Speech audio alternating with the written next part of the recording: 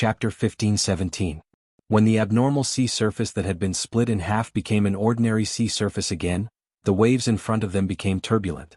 From time to time, huge shock waves could be seen, causing the surface of the sea to swell up, followed by water pillars that shot into the sky. The naval officers and soldiers of the Alliance, mainly made up of the courtiers and storm people, felt that their vision was a little blurry. They seemed to have seen huge aquatic monsters swim through the gaps in the fleet and rush to the bottom of the sea. Another Alliance officer swore that he had seen giants at the bottom of the sea in the shallower waters. You don't know. That's another batch of Naga who have been reformed by Lord Marcus and pledged loyalty to the Alliance. This Storm Naga clan is stronger than the ones from back then. There's also the loyalty of the giant fish and the leader of the deep-sea giants. I heard that the female Naga called Celia has the strength of a demigod. Wow, that's amazing. The Alliance soldier, who had just returned from the outer realm, boasted proudly. The recruits beside him all listened with great interest. The fierce battle at the bottom of the sea extended from the shallower areas to the even deeper trenches on the north and south sides. Soon, the churning of the sea gradually calmed down. It was unknown whether it was because the water was too deep and the fluctuations below could not affect the surface of the sea, or because the battle had come to an end. In Sindoriai's command post, Tyron sighed softly, "You've really picked up a big bargain. A dignified demigod brought so many powerful subordinates to stick to you." The corners of Duque's mouth twitched. He was instead interested in sensing the battle underwater with the magic net. In the deep sea, observing the enemy with the naked eye was a joke. When the turbulence of the elements and the deliberately muddy water mixed together, the demon lords who were not familiar with underwater battles were destined to end tragically. Moreover, only the top high-ranked void lords could withstand a demigod powerhouse, and it had to be in a relatively advantageous terrain. The sea was the home field of the Nagas. As long as N'Zoth did not come out to cause trouble, Vashj was almost invincible. N'Zoth would not dare to come out. After all, Vashj was only dealing with a few low-ranked void lords who did not have eyes. It could not be considered as using her full strength. Moreover, the Alliance's side, Duque and Elun, had not really made a move yet. If he ran out to ambush Vashj, it would be equivalent to foolishly taking the blame for the Alliance targeting kill Jaden. The most cunning N'Zoth would certainly not do such a good thing at his own expense. Duke didn't intend to let Vashj go all out. She and the leaders of Serpent Temple were here to hold the fort. To be honest, small matters such as beating up the Demon Lord could be left to the three leaders, Yusler, Morogrim Tidewalker and the unstable Hydus. Apart from the initial move to pull the Demon Lord down, Vashj was just watching the show. Even the Deepwater Lord, Karathras, just stayed by her side to guard. Above the water surface of the outer circle of the Isle of Quel'Danas, after Queen Sylvie dealt with the Doomsday Lord, she directly drove the Red Dragon to circle around the outer circle of the island. Now, her thunder arrows could guarantee that within 1,000 meters, any enemy that was commander tier or below that appeared in her field of view would be instantly killed. Once upon a time, they were obsessed with using magic to destroy the enemy. Now, it seemed that this kind of violent and beautiful chain of arrows was equally exciting. Originally, Queen Vashj's attack power was limited by the number of arrows. Ever since Queen Vashj broke through, she began to turn to elemental control. Now, unless it was a strong enemy, she would not use the arrows in the quiver on her back. Instead, she would condense lightning into arrows to kill the enemy. In the Sunwell, Fatty Boo's face was as black as the bottom of a pot. The invincible Burning Legion Lord in his heart and the Air Force that he was so proud of were all killed in a few rounds. It was a slap to the left and then the right. He had no interest in recruiting more Demon Lords. The size of the portal limited the level of the lords that could come. Continuing to pull people over at this stage was more like giving experience to those insignificant mortals. Gemini, if there are more cannonballs coming, fly up and shoot them down. We'll bear with it and switch to a strategic defense. After the portal expands, Gemini had no choice but to obey Fatty Boo's order. When the Alliance's cannonballs came again, more than 100 Eridar warlocks flapped their wings and slowly flew into the sky with Gemini. They hid in the well of the sun magic array and fired at the cannonballs that were flying toward them. This was like the dense cannons used by modern warships before Duque traveled through time. They used a dense barrage as a line of defense to block the incoming cannonballs. Since the Sunwell had an almost endless supply of magic, the magic circle was not afraid of elemental magic attacks. They only needed to focus on the incoming cannonballs. For a moment, it seemed that the effect was not bad. In the command center, Duque smiled. The effect is not bad. Pass the order. Begin the landing battle. With the order, the Alliance's fleet on the sea and in the sky became lively. First, the cannons no longer targeted the Sunwell Highlands. Instead, they focused on the landing point at the beach. A place that looked empty did not mean it was a safe zone. Using the cannons once would at least give them peace of mind. The 203mm cruiser's main cannons were aimed at Yangwon port in the north of the island, while the 400mm and above were all sent to the buildings in the middle of the island, as well as the Magister's platform in the northeast, that was once Kale, that's palace. Although there was no special meaning to bombing there, when Du had traveled through time, he could not farm the famous white chocobo on the Magister's platform no matter how hard he tried. Du, with his dark heart, just let it go, Servana sighed to himself as he flew in the sky. With this, the mage's backbone would probably be completely broken. Since ancient times, the most terrifying thing was to break the legacy. Without the historical texts and architectural relics needed to carry the legacy, there would be no cultural core. It should be said that this was the inevitable outcome of the high elves and high elves who crazily pursued the secrets of magic by hook or by crook. After the cannons covered a circle, thousands of murlocs, surged ashore.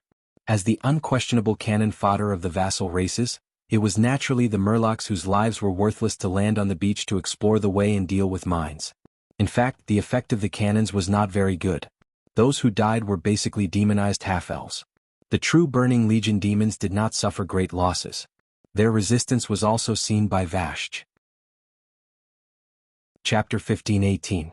The scene of thousands of Nagas swaying their long snake tails, surging from the bottom of the sea to the shallows, and then quickly landing gave the Alliance a sense of shock. It was hard to imagine what it would be like if they encountered so many Nagas when they landed. Not to mention the old-fashioned wooden boats, even the landing ships that Duque had drawn and built would die if they encountered the Nagas. The mainstream races of the Alliance, such as humans, were still helpless against large-scale underwater battles. Druids turning into seals. Well, many elite druids had died in Zangermarsh last time, and Fandral Staghelm was still extremely resentful. He said that Duque would have been fine if he had kept Vashj long ago. In the 25 years since the Dark Portal, the Alliance had abandoned wooden warships and switched to new warships made of steel. Although they looked ugly, the increase in defense and survivability was real. Amphibious warships that could hold landing ships at the stern were also built. However, the new diesel boiler engine still had various problems, which was also an inevitable byproduct of rapid development. However, they did not use the dock and directly transported the new tanks to the beach. Once the Alliance commanders tasted this kind of forceful flattening, they could not bear to part with it. Not only Yangwon port, but there were landing ships landing in other directions on the Isle of Quel'Danas. At the place closest to the elven homeland, Arthas had directly frozen the harbor and walked there. Now that the Alliance had been prepared, after suppressing the counterattack of the demons, they first sent out the boats stored in the cellar near the old site of Silvermoon City, and then had the engineers set up pontoon bridges. With the paladins of the Silverhand Knights as the vanguard, they launched a charge. The Alliance had begun a large-scale counterattack, and the Burning Legion would not be idle. From the ready-made teleportation portals, demons of all levels continuously poured out. Under the orders of the frontline commanders, they began to counterattack the Alliance on the beach. In several places, the murlocs were simply harvested by the demons like cutting grass. If it were not for the Nagas, the murlocs would have collapsed long ago. The loss of cannon fodder at the front ensured that the losses of the Alliance warriors would not be too high. The flames of war spread throughout the entire Isle of Quel'Danas.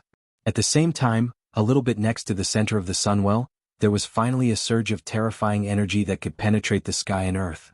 A golden pillar of light shot straight into the sky, shattering all the clouds in the sky. Then a faint destructive aura rippled out. It was like the smell of a volcanic eruption, similar to sulfur, full of scorching heat. Along with the scorching heat, there was also a familiar evil aura, the demonic aura of the highest level of demons. He could totally imagine Kill Jaden already waiting on the other side of the portal. In the command post, the Alliance leader was in a video conference. Duque held his chin with one hand and said with a faint smile, "Has it finally begun?"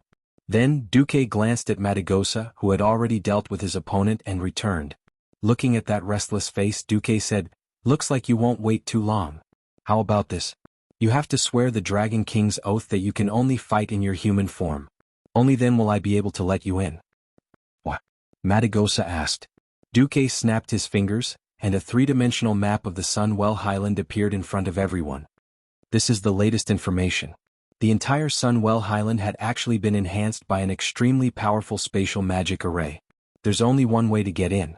Jaina, who was in the magic mirror, asked, "Even you can't break a way out?" "It's not that I can't, but it'll be very dangerous." This is an extremely clever reinforcement based on the protective magic array that the Sunwell has been building for thousands of years.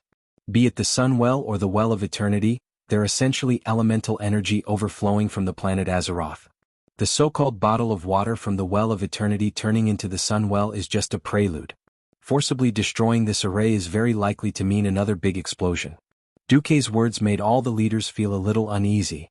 10,000 years ago, the Well of Eternity was blown up, and as a result, the mainland collapsed. What about this time? Apart from Queen Sylvie, who was fighting outside, the three Windrunner sisters were all nervous. Duque shrugged. Once the Sunwell explodes, at least the mainland of Sindorii will be finished. It might even affect Rotterdam. Of course, I reckon it probably won't blow up New Rotterdam, but Stratholme is a little dangerous.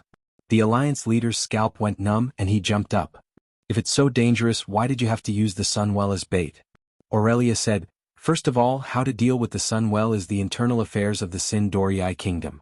The Alliance has no right to interfere. Secondly, I reckon Duque didn't expect it to turn out like this." Duque went with the flow.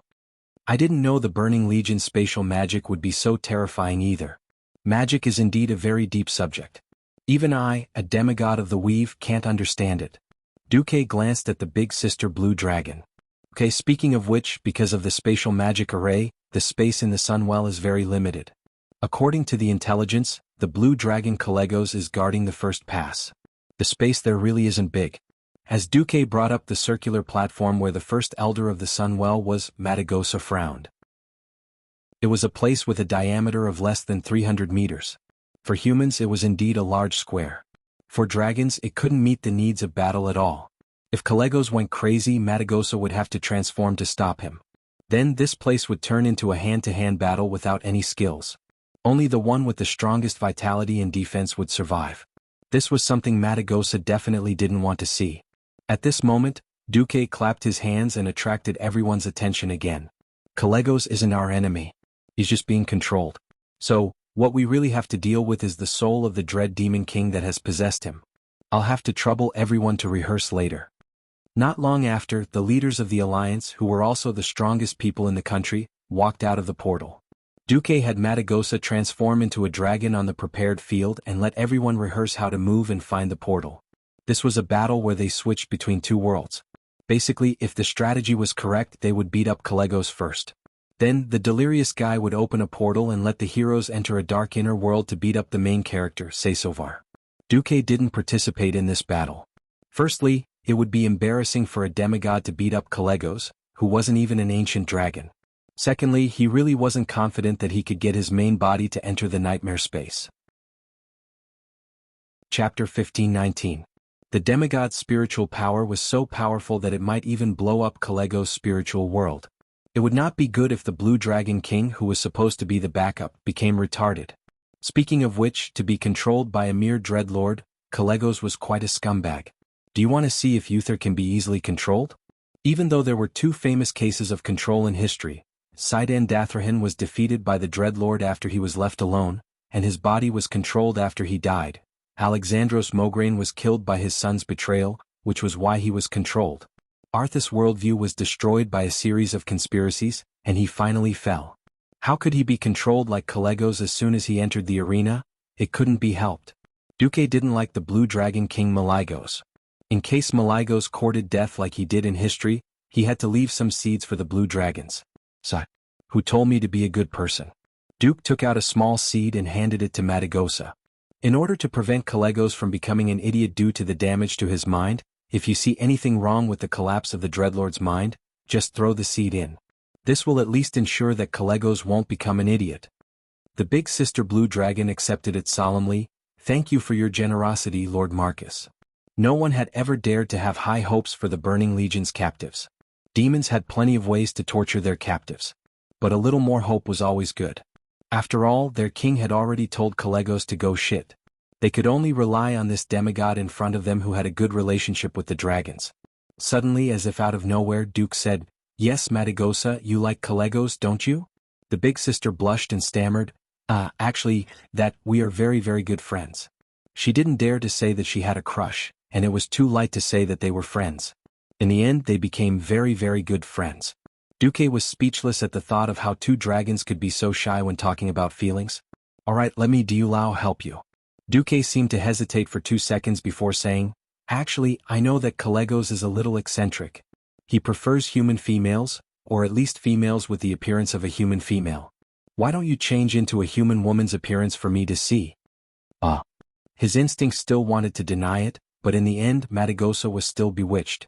He activated the ultimate transformation spell and turned into a human female. The contours of the face can be softer here, and the corners of the eyes can be slightly elongated. With Duque's instigation, it was as if he had become the most awesome plastic surgeon in the world. In the end he made Matagosa look like an intermediate version of Anvina and Jaina. Will he really like my appearance? Yes, that's right. I bet on it. I'm sure Calegos will like you very much after you save him. Really? I'm sure. Alright, time to go, let's go. Matagosa, save Calegos. Then fulfill your dream. Then Matagosa really ran off to prepare for the attack. This scene stunned Tyrant and the other onlookers at the side. How did the great cause of fighting against the Burning Legion become a blind date? Duque's words scared the leaders of the Alliance. Don't be fooled by Calegos' funny face. He's a blue dragon with the potential to become a dragon king. Of course he's not as good as Malygos, but we have to be prepared. The planetary protection array formed by the 5-colored dragon kings must not be lost. Killing the Wing of Death, Nesario, in advance resulted in the direct weakening of the planet's defense array. This evil consequence had long been reflected. In the past 10,000 years the array had been weakened. Fortunately, Duque had coaxed Onyxia to work recently. Although she was still not as good as the real Black Dragon King Nesario, at least she had reassembled the 5-colored Dragon Kings. It was better than when there were only 4 Dragon Kings left. Otherwise, when the pressure increased, it would be easy for them to collapse. In history, it was also when the few Dragon Kings were almost dead that the Burning Legion launched a full-scale invasion and used interstellar battleships to parachute in. In the following time, the Eridar Gemini used more energy from the Sunwell to strengthen the protective array of the Sunwell. If they wanted to break an opening, they had to crack the magic array very close to the gate. This was not easy. The Burning Legion's resistance was very fierce. The Alliance had reached the beachhead, but every inch of land had to be fought over repeatedly. There were a few space portals in the Sunwell, and elite demons were continuously sent over. If not for the paladins at the front line and the fleet's crazy support with holy light cannons, the old Alliance might have suffered great losses. After all, it was a battle that had to be fought with human lives regardless of whether they could win or not. In history, it was the Drenii led by Willan who formed the Shattered Sun military organization and attacked the demons of the Legion with all their might. After all, in that period of history the human paladins had declined a little, and there were not many capable powerhouses. But in this life there were too many changes. The paladins at the front line were still the paladins, but now there were 3, the human Silver Hand led by Tyrion Fordring, the Drenii paladins led by Garrison Officer Merid, and the Blood Elf paladins led by Countess Riadaline. The 3 paladins took turns to attack. Together with the elite infantry of the Alliance, the rangers trained by the Windrunner family and the Dalajan mages, the battle was truly spectacular. On the battlefield, the Alliance seemed to have suffered heavy casualties. In reality, Alliance soldiers could be seen dragging their comrades back. As long as they did not die on the spot, the priests could basically save them. After 7 days of continuous attacks, not a single Alliance army lost more than 20% of its people. However, although the front line was very lively, this was actually a low-intensity war. This was because the Lord-level demons never stepped out of the magic array of the Sunwell again. Even the newly teleported demon lords all hid in the magic array and did not come out. A group of demon lords blocked the door. Even if the magic array was forcibly opened, ordinary troops would not be able to rush in. In fact, everyone was waiting for Duque's orders, but Duque was waiting for the progress of Kill Jaden's arrival. This formed a strange situation. Counting from the time the Sunwell was taken, when the sun rose on the horizon on the 7th day, the flying fortress Naxxramas arrived. Attack with all your strength and put some pressure on the egg. Chapter 1520. The principle of the magic protection circle was more like a kind of energy counteracting. As the largest energy overflow point of planet Azeroth, It was extremely difficult for normal magic to break through the magic defense of the Sunwell Highland. Duque could do it, but unfortunately the investment was not proportional to the results. It was too much of a waste for him to use the magic net's energy to fight the overflow of energy from the entire planet. He had a simpler and less troublesome way. And that was Naxxramas. Why did Fatty Boo capture the Aerodar Gemini to use as an anti-air cannon? It was because it was not worth it to use energy to counteract mass and explosion. The magic of the Sunwell Highland did not just supply the shield. Most of the energy flowed into the summoning circle on the side of the Sunwell. Seeing Naxxramas arrive, Fatty Boo was also dumbfounded. The Aerodar Gemini shrugged, indicating that they could not handle a Titan relic of this size. Fatty Boo did not say anything else. Follow the plan. Defend the main road. Almost from the moment the demons of the Sunwell saw Naxxramas enter their field of vision, Duque clearly felt that the evil energy overflowing from the Sunwell had become stronger. Others might only have a simple feeling that the summoning ritual might have been accelerated. But how much was added was just a feeling. On Duque's retina, there was a clear linear chart, and the energy storage of the Sunwell was decreasing. In addition, the system elf had been analyzing the magic circle pattern sent back by the Gemini 24 hours a day, judging its function and endurance limit, and had basically come to a conclusion. Duque's lips curled into a mysterious smile. All right, ladies and gentlemen, it's time to attack. But I have a small request. First, you must advance step by step, very cautiously, and spend an hour on the road to reach Calegos. Then it will take 30 minutes to save Calegos. This way you will be able to conserve your strength to deal with the next burst of speed. If the person who said this was not Duque, the leaders would have probably gone up and slapped him a few times. If possible, of course, everyone wanted to smoothly deal with the demons of the Burning Legion. Battles were always full of surprises. No one could guarantee that the other party did not have any trump cards. But Duque had quantified the unpredictable battle. He opened his palm, and a 3D image of the Sunwell Highland appeared in front of everyone. From the outer garden to the long and narrow corridor, to the place where the leaders fought, every enemy's appearance, ability effects, range and even vitality were accurately marked out. As for the so-called vitality assessment, everyone was only skeptical about it. But seeing that the spy's intelligence was so reliable, everyone could only lament in their hearts. If they had successfully killed Jaden this time, then the egg would not have lost unjustly. Everyone received the order and gathered most of the Alliance experts to enter. Apart from Duque and his direct subordinates, Vashj, Aurelia and Sasha, who were still pregnant, were unable to participate. The rest were all present. There was nothing much to say about the process of beating up Calegos. The current Calegos was at the level of an adult dragon, not even an ancient dragon. In terms of strength and difficulty, there was no way he could compare to the strengthened version of the fallen Veristas in Blackwing's nest. What's more, his admirer Madagosa was holding the fort. If they couldn't even win against him, then the Alliance's powerhouses should all hang themselves. Who am I? Where am I?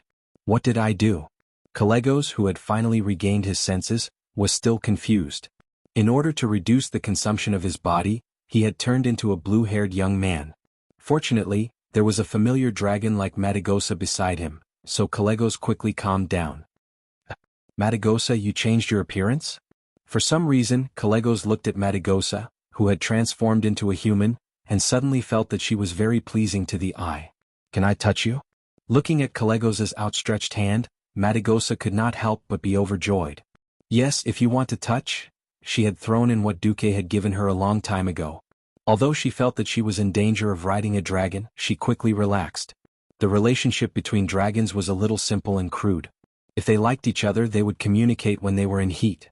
After that, the male dragon would scram to wherever he wanted to go. The crude male dragons were not in the mood to raise their offspring. Taking care of the children was the female dragon's job. Once the young dragons passed the youngest fledgling stage and grew into young dragons, they would have to scram. After all, with the Dragon Slumber Temple backing them, there were really not many people in this world who dared to bully young dragons. To put it bluntly, young dragons were very powerful. 99% of the time, young dragons were already very lucky not to bully other intelligent races. The Alliance's performance was so strong that the demons in the Sunwell were a little flustered. One had to know that Kill Jaden's original order was to hold on for another 8 hours. It had only been 1.5 hours and the first guardian, Calegos, had been defeated. Fatty Boo asked softly, Lord Kill Jaden, should we use a portion of the Sunwell's energy to teleport a few high-level Void Lords over first? A cold snort came from the other side of the portal. Useless guy. I knew you guys were unreliable. It's fine. Duke Marcus is scheming against me and I'm also scheming against him. He thinks he can stop me when I'm halfway over. Does he really think he can predict Eridar's most exquisite teleportation spell? When he comes over, I'll already be in my complete form. Go. Brutalis, as long as you hold on for another half an hour, it will be a complete victory for the Burning Legion. As the voice trailed off, two huge red palms with sharp black nails suddenly reached out from the portal. The size of the red palms was so large that it looked like it could easily squeeze a lightweight light tank in its hands like a fitness ball. The palms were trying to pry open the portal that was originally only 10 meters in diameter. The sound of the dimensional barrier cracking and tearing echoed throughout the hall. However, the Eridar twins who were waiting at the entrance of the hall were shocked to find that they did not feel any increase in the dark energy overflowing from the hall. This was the scary thing about Kill Jaden. In terms of perception, it was like an old bull starting to drag a cart and slowly accelerate. In fact, Kill Jaden was already whipping the horse, completing the construction of the portal at the speed of the warhorse's sprint. This move of the Burning Legion's commander shocked every demon present. To be able to instantly release a terrifying power that could tear a large area of space apart in a mere hall, how powerful must one's control over space be? They really wanted to say that what they saw and heard were all illusions. But right now, the massive energy of the Sunwell was under their surveillance, turning into specks of light that dissipated into the teleportation magic circle. There was really no way to fake it. Chapter 1521. Just Kill Jaden's ability to overturn rivers and seas and shatter space was enough to make the Eridar twins unable to resist. For a moment, they saw each other's shock and hesitation. Their previous decision to rely on Duque now seemed a little wrong. The desperate situation they were in the Burning Legion made betrayal seem like an inevitable thing. However, if the result of betrayal was absolute destruction, then the greedy twins would rather continue to be the lowliest maggots in the Legion than have the slightest thought of betrayal. Unfortunately, it was too late. Kill Jaden was terrifying and Duke Marcus was no saint. If they retreated at the last moment, Duque would never let them go. It was Duque who forced them to betray him. Once they betrayed their boss, even if Azeroth was destroyed, Duque would drag them down with him. Moreover, demons did not accept betrayal. If betrayal could be easily forgiven, then there would be more betrayers swarming out. So Kill Jaden would never let them off just because they confessed. After Nazul's betrayal, Kill Jaden was very sensitive to the word betrayal. Even when he mentioned Nazul, his demeanor was full of madness. In any case, there was no turning back. The twins bowed their heads deeply, trembling to show their awe of Kill Jaden's boundless power. This was how they should behave after being deprived of their status as feudal lords. What should be done had been done. The rest was up to their new boss Duque. In the empty command post, Duque received the latest news. It was not from the twins but from his early arrangements. As a transmigrator, he knew that sooner or later the Sunwell would be messed up by the egg, so of course he had a backup plan. The Elven Queen was his own harem, so it was normal to add something in the name of renovation. It was the simplest passive detection, a dark energy crystal that would react differently according to the concentration of dark energy. From the inside to the outside, Duque had personally controlled the mirror image avatar to set up 30 circuits. Almost as soon as Kill Jaden exerted his power, Duque received it and sent the order to the front line on the spot. Kill Jaden was well prepared. He knew that Duque was scheming against him. At first, his progress was slow and he didn't even show up. When he saw that it was about time, he suddenly exerted his strength. If not for these arrangements, Duque would really have been deceived by him. What surprised Duque was that 2 minutes later he received an urgent message from Gemini. Furthermore, it was specifically stated that it had happened 2 minutes ago, so there was at most 28 minutes left. Duque grinned. It seems that the demon sisters are going all out. Since you have truly acknowledged me as your master, I will not disappoint you. If the alliance didn't succeed, they would also die along with it. They didn't care if they would be discovered or not. Gemini almost risked her life to send a message. Just as the hero group was about to reach Fatty Boo, they received a messenger from Duque. It was a very special messenger. When the messenger used his strong arms to lift his cloak, Imriel was dumbfounded. She could recognize this guy even if it took her a long time to do so. Years ago, when he destroyed Shotrath City, his strength and brutality were incomparably famous in the entire Dreenii circle. He was none other than Master Howl, Grom Hellscream. For a moment, Imriel almost jumped on the spot. But she immediately realized that this Lord Howl was not a living person. His explosive muscle lines were clearly visible, and the details of the beard and tooth ornaments on his face were meticulously detailed. Imriel could even feel the surging blood vessels under his green skin, as well as the heat coming out of his thick nostrils. But he was definitely not a living beastman. His body was too perfect. There was not a trace of sweat or dirt on him, and his overly pure arcane energy waves told others that he was an elemental creature. You really came. The one who spoke was Tyrion Fordring. He was a powerhouse of the Alliance who fought on the front lines since World War II. He had the right to speak to Lord Howl. Beastmen keep their words, Lord Howl replied firmly. Tyrion smiled. I know. You don't fight for the Alliance but for Duke Marcus's kindness. Lord Howl nodded but looked like he was unwilling to say another word. Tyrion smiled, unconcerned. The powerhouses of the Alliance all showed similar kind smiles and made way for him. Queen She even nodded at him. Grom was stunned, but he still nodded in return. Seeing this scene, Imriel's curiosity was about to explode. Why would a heroic beastman be so respected by the Alliance? At this moment, Kalia tugged at her hand. Imriel Grom made many mistakes. But he was a real man of responsibility and he was an out-and-out hero. When he was alive, he was indeed a tribal chief, but after his death, he was only loyal to Duque to repay a debt of gratitude. Kalia quickly gave a brief introduction about Lord Howl. She finally understood. Grom had died last month. At the age of 60, this was unimaginable among beastman warriors. No beastman warrior could fight their whole life and die peacefully in their own bed. Usually, only a respectable shaman could have such an ending. Although there were dissenting opinions among the beastmen that Grom should have died on the battlefield like a true beastman, Thrall stood his ground and gave Grom a grand burial. He also publicly announced that Grom would keep his promise to repay Duque, and not become a Death Knight to continue serving the tribe. This caused a huge controversy among the beastmen and even the entire tribe. Then there was Lord Howl who appeared in the Alliance's hero group. The wise leader of the Alliance had already figured out why. To kill Fatty Boo quickly and without scaring Kill Jaden away, Grom was definitely the best candidate. In the entire Alliance and even the Burning Legion, everyone knew Lord Howl's nickname, the Bane of the Lords of the Abyss. To be able to kill the Lord of the Abyss, one of the main races of the Burning Legion, Lord Howl was the only one in the world. It wasn't an assassination but a head-on confrontation. Against the Lords of the Abyss, Lord Howl always used an axe. I alone am enough, Grom said. Then the powerhouses of the Alliance put away their swords as if they were watching a show. Brutalis is a high-level Lord of the Void, Irel said softly. She had said it for Kalia to hear, but who knew that Lord Howl would hear it? Lord Howl glared at Hoof and suddenly Hoof felt as if he had been hit by a petrifying gaze, and couldn't say a word. A body that surpasses my peak at 18 years old and 60 years of battle experience. If I can't even deal with an Lord of the Abyss, Grom Hellscream doesn't have the right to continue existing in this world.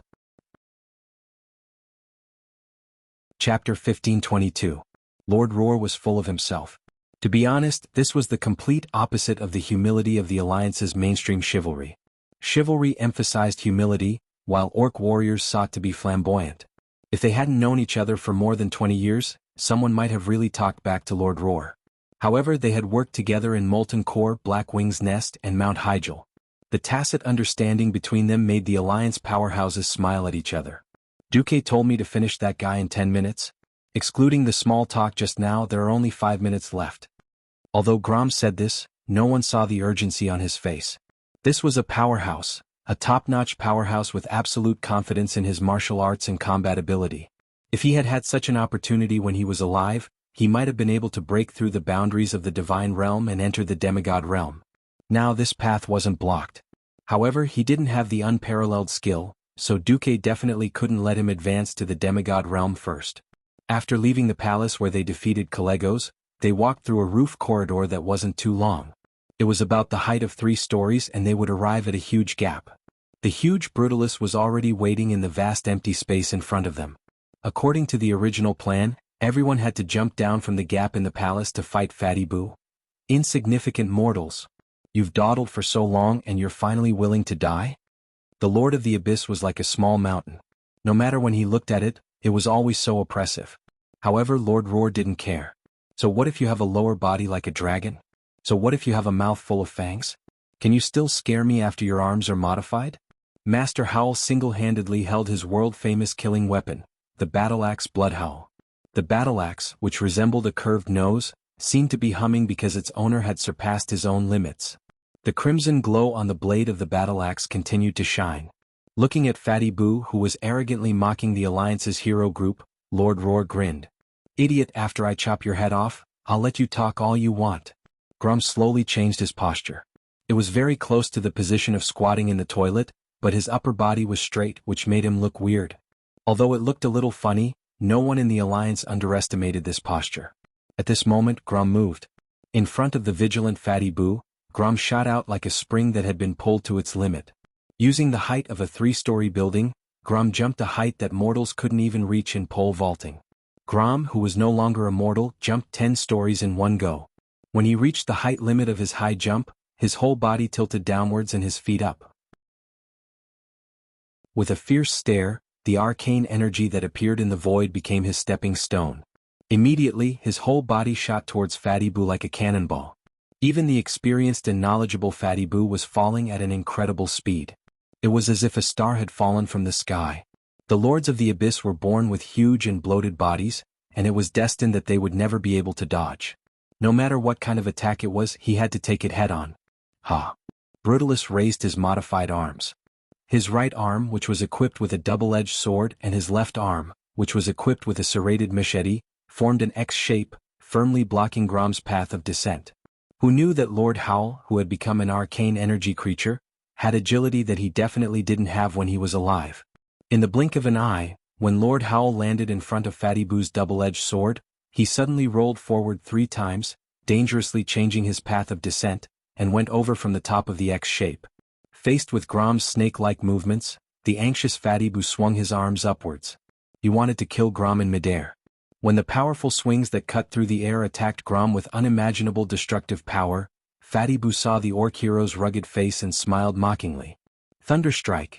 Although Grom had used a skill unique to warriors, Fatty Boo was still shocked to see Grom stretch out his legs to kick the double-edged sword. His legs, which looked extremely slender, had actually kicked the huge sword that was more than 10 times heavier.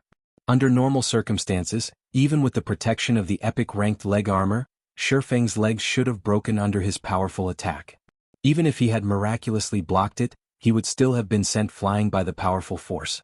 Fatty Boo's attack didn't break Grom's legs, but it didn't feel easy to send him flying either. Instead, it felt like a premeditated self-rebound. Sure enough, Grom suddenly used another warrior skill, Intercept, after he was sent flying for less than 2 meters. He turned into a flash of green light and rushed towards the defenseless Fatty Boo's chest at lightning speed.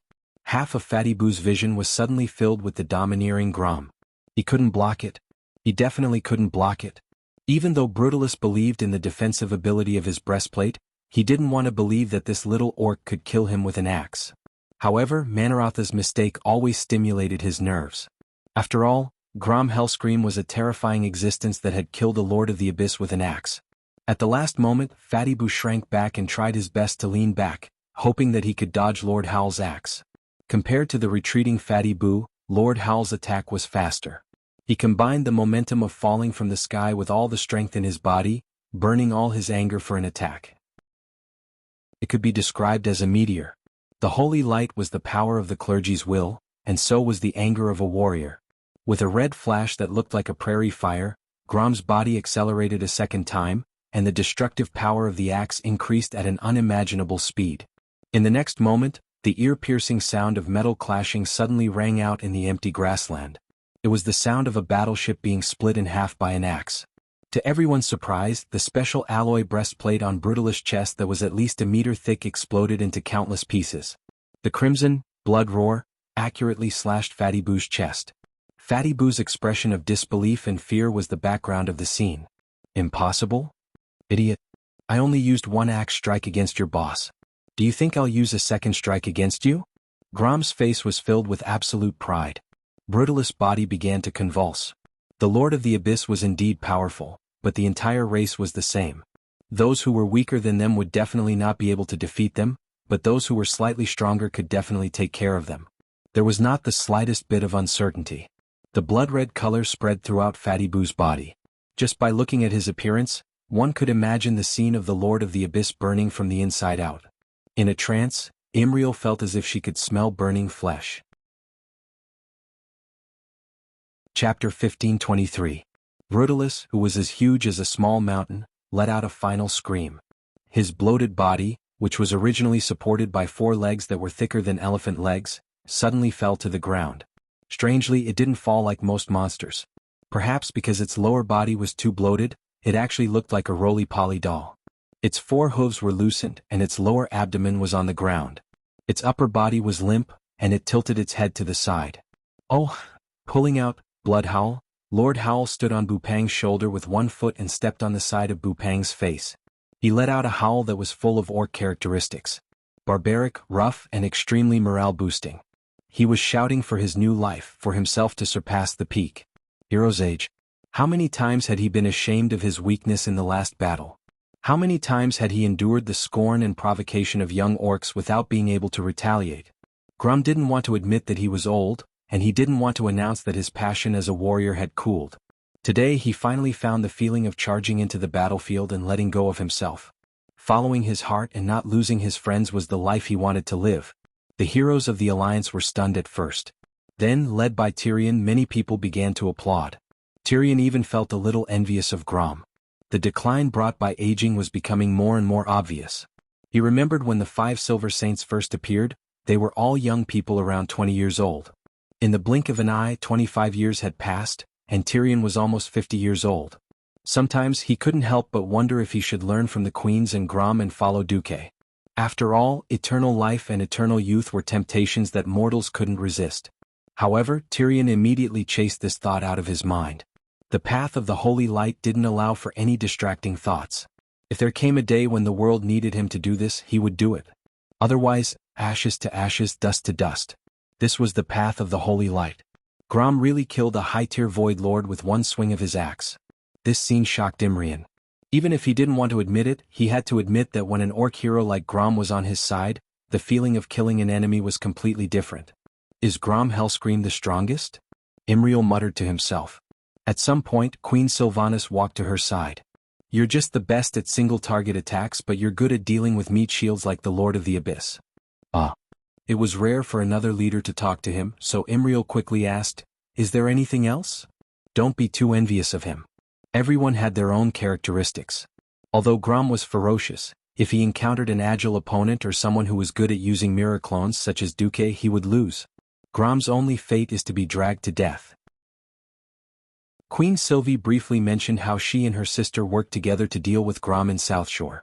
No matter how high his attack power was, it would be a waste of stamina if he missed. Grom's single-target damage was extremely high. Even if there were too many of them, they wouldn't be able to deal with him. On the contrary, weapons like Ashbringer were very suitable for mass destruction.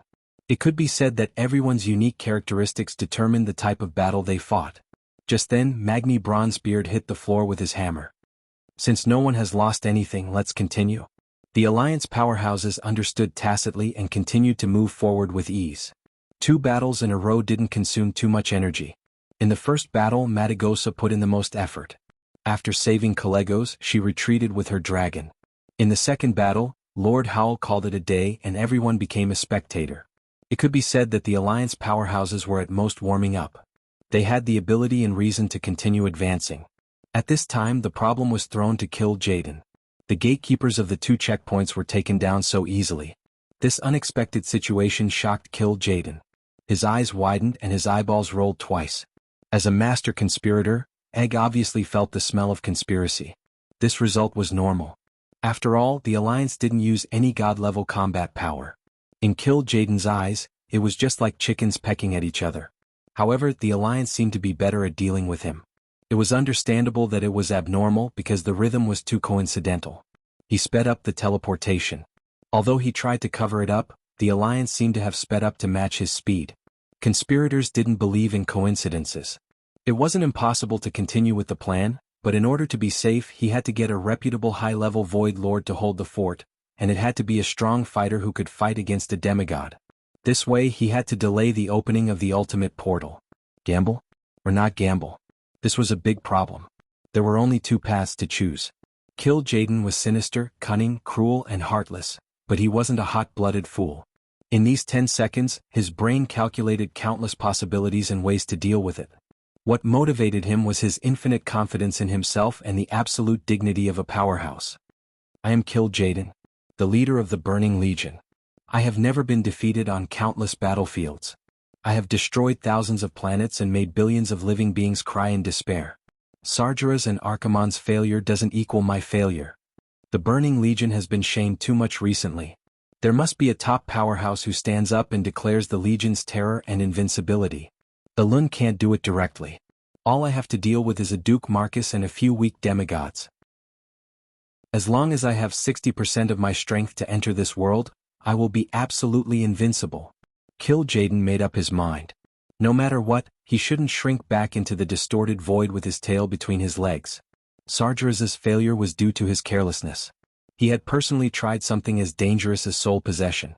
He really didn't know what to say about him. Archimonde was too reckless, and he finally bore the consequences under the suppression of the world. And he, Kill Jaden, was the wisest and most suitable person to lead the Burning Legion. At the very least he should be above Archimonde. Now the chance to prove himself had come. Kill Jaden gritted his teeth. He no longer used his hands to tear space apart.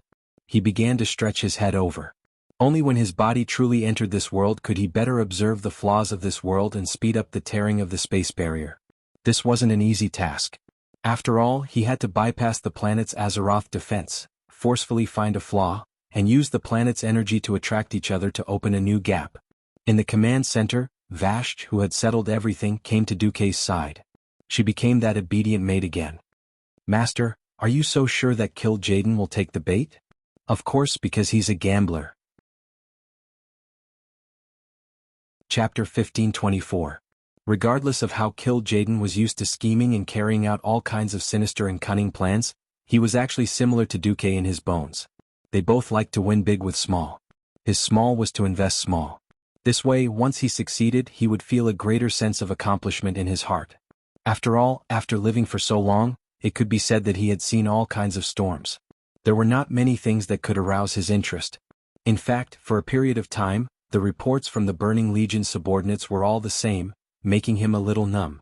No matter what civilization, what race, the powerful military power of the Burning Legion could directly flatten them. No one could stop hundreds of millions of demons. Now they suddenly encountered a hedgehog that not only blocked the Legion's steps, but also stabbed them until their hands were covered in blood, causing 2 of the 3 powerhouses to be temporarily disabled. This did not make Kill Jaden feel ashamed or angry. Instead, it aroused his competitive spirit. So, unknowingly, Kill Jaden's gambling spirit became heavier. When Duke spoke with fervor and assurance, analyzing the details of Kill Jaden's mentality perfectly, a charming smile appeared on Vashj's face. Sure enough, this is why I waited for 10,000 years and swore to serve the Master of Eternal Life. Duque's face turned red. He was really afraid that he would not be able to control himself and have another maid who had nothing better to do. Cough cough, there was something important now. The Alliance's rapid elimination of the Sunwell's first and second boss posed a real problem for Kill Jaden.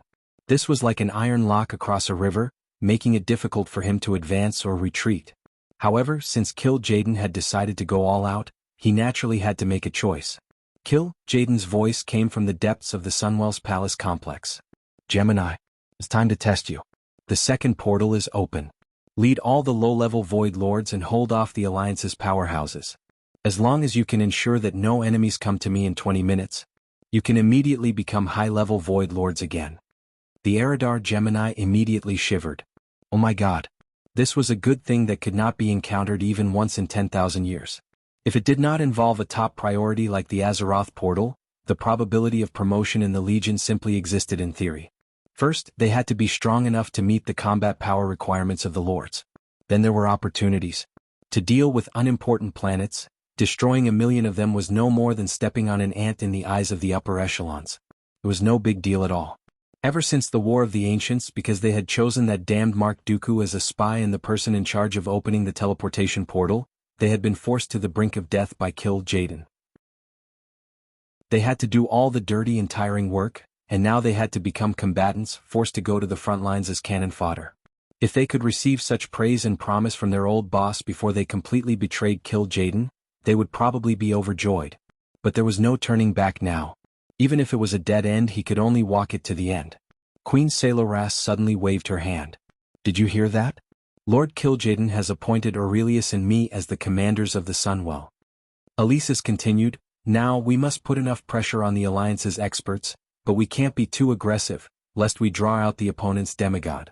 The eyeballs of the low-tier Void Lords almost popped out of their sockets. What was he supposed to do?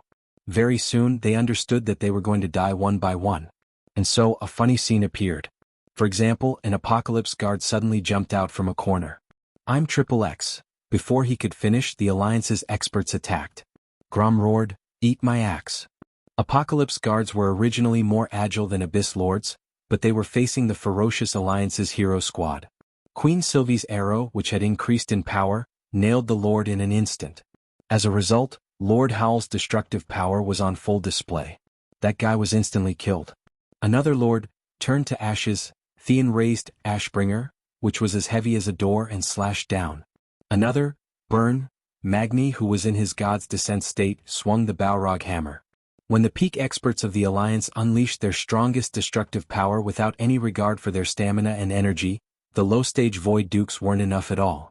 Every time they appeared they would kill one in a second. In the end, no Void Lords were willing to obey orders. They all suggested, we won't be able to stall for time like this. In fact, they were unwilling to die. After all, sacrificing oneself for the army was one thing, and sacrificing oneself for no reason was another. After all, even if they could be resurrected after death, their souls would still be weakened, and their strength would drop. Alright then. You will form the final line of defense with us sisters. The Gemini could only give the order. Of course they could use Kil'jaeden's name to force these Void Lords to die, but that would be too obvious. The sand in the hourglass of time continued to flow out. Kil'jaeden had requested 20 minutes, but only 5 minutes had passed. The Alliance's hero squad had already charged into the palace guarded by the Gemini. The huge palace door was rudely kicked open. The first thing that appeared in front of the Demon Lords was Lord Howl, who was holding an axe in his right hand and his left foot still in the air. It had to be said that with Lord Howl's domineering appearance, he really looked like a group of gangsters. Welcome?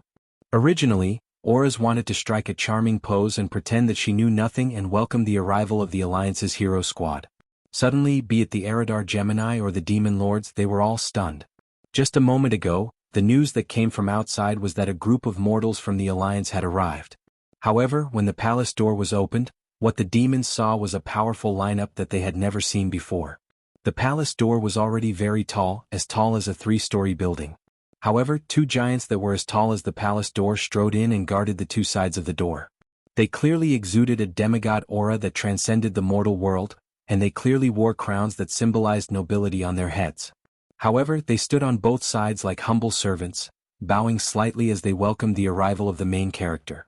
Similarly, there was a red-haired elf woman with a stronger demigod aura, but she wore a black and white lace-made uniform and followed closely behind the main character. What kind of existence could make two demigods of noble birth willingly become door guards? What kind of powerful person would make a demigod be a maid? There was only one answer: Azeroth weave demigod Duke Marcus. No one in the army expected that the Alliance had already sent in their strongest forces without any warning.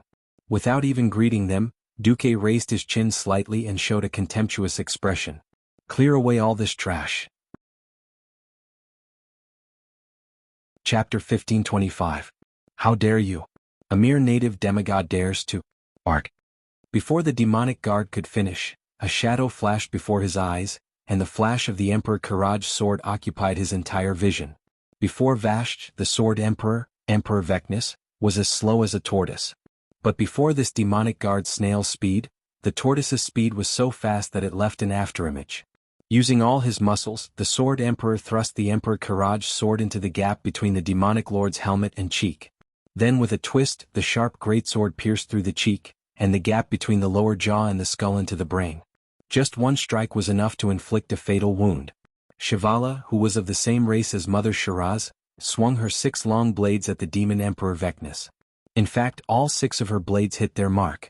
No wonder she began to imagine the scene of the demon Emperor's body being torn apart, as if she could smell the stench of blood. In fact, what she saw was the scene of her body burning up, and smelled the burning scent of her own flesh. She was shocked by this unexpected scene, and her eyes widened, not knowing why there was such a shameless and mysterious effect like immunity to physical attacks.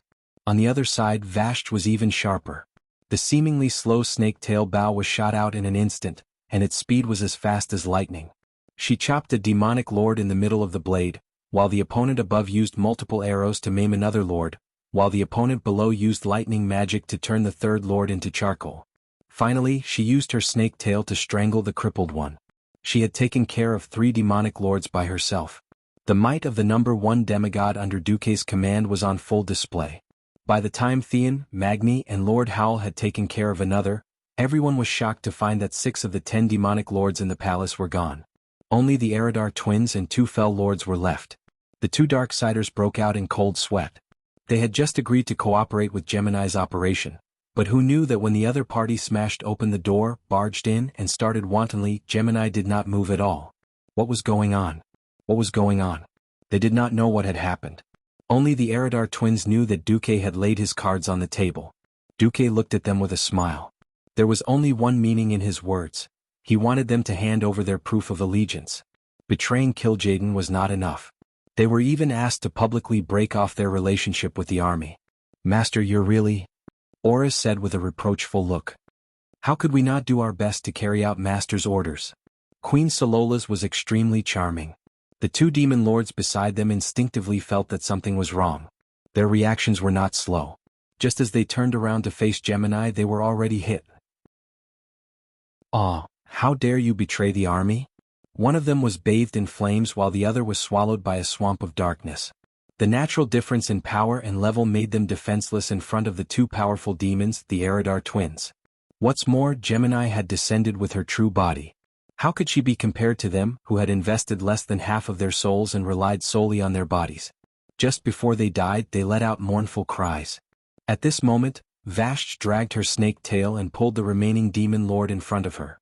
Vashj smiled like a flower. Did you see it clearly?" That guy hurriedly nodded. "If you saw it clearly, then tell everything that happened here to your master, Kil'jaeden. Now scram." After saying that, Vashj swung her snake tail. The huge demon lord rolled in the air at least 7 or 8 times before falling onto the ground in an extremely sorry state.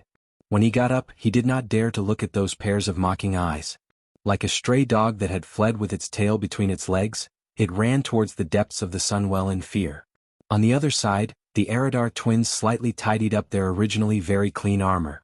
They came in front of Duque and knelt down on both knees. "Great Master Duke Marcus, your most loyal slave, Eredar twins, Auras, Sololas. Greetings, Master." Accompanied by a clear voice, the twins knelt down in unison. This scene made the leaders of the Alliance feel endless emotions in their hearts.